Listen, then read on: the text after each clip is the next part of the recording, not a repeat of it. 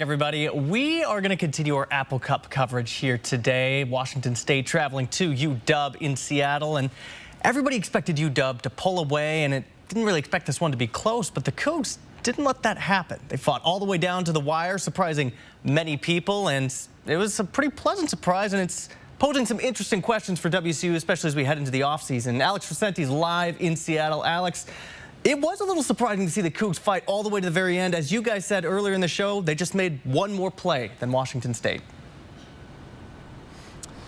Yeah, that's right, Jordan. Coming into this matchup, there weren't a whole lot of people that thought this Cougar team could actually hang with the Huskies, entering as more than 15-point underdogs to the number 4 team in the nation. But I think what was proved out here this afternoon is the gap between these two teams a lot closer than we actually think it is. Now, Washington entered with a top 10 offense and one of the best players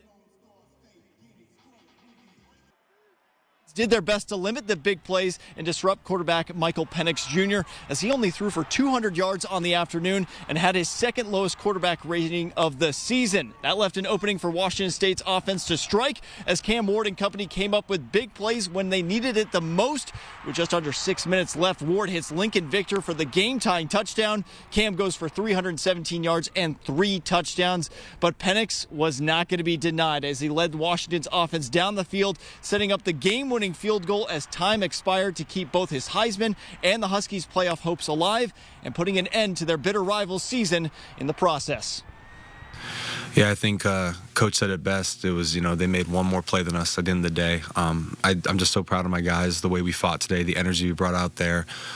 To hold a high-powered offense like that to the last play of the game and leave it all to a field goal, I couldn't be more proud of the guys, and it stings. But, for effort-wise, I can't be upset at that at all. It's just like a real final thing, You see that scoreboard, you see what it came down to, It's just, there's not much you can really do about it, man. I mean, I just think about all the memories I made with this team. I love every man in that locker room. I love every coach in that locker room. I just love everyone that's been a part of me on this journey. I just can't thank my boys enough, man, just for the fight, things weren't looking right 6 weeks ago, and we just found a way to just keep striving to get better, and, I think we played our best out there tonight and just came up short. As for what's next, the Cougar season comes to an end. They will not be going to a bowl game for the first time since 2014. As for the Huskies, it's a trip out to Las Vegas next week to take on Oregon in the final Pac-12 championship game. That is essentially a de facto playoff game at this point. Well, now, Alex, it does seem like this Cougar team has a lot to build off of for next season. This was a really promising game, but all eyes are on that transfer portal here in a couple of weeks that's opening up. How does Washington State keep those players from entering the portal and transferring out of Pullman into a different program?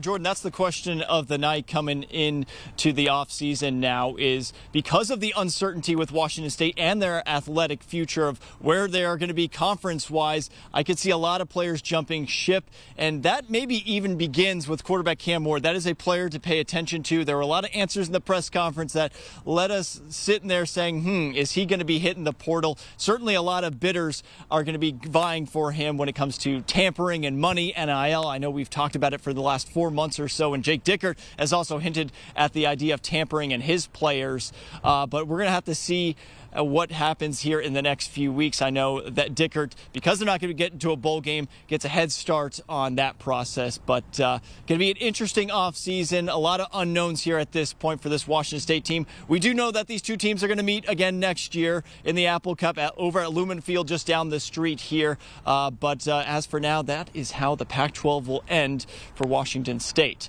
Reporting live from Seattle tonight, I'm Alex Crescenti. Jordan, send it back to you in the studio. All right, Alex, thanks for that. And I'll send things right over to Matt, right next to me. Matt. All right, and thank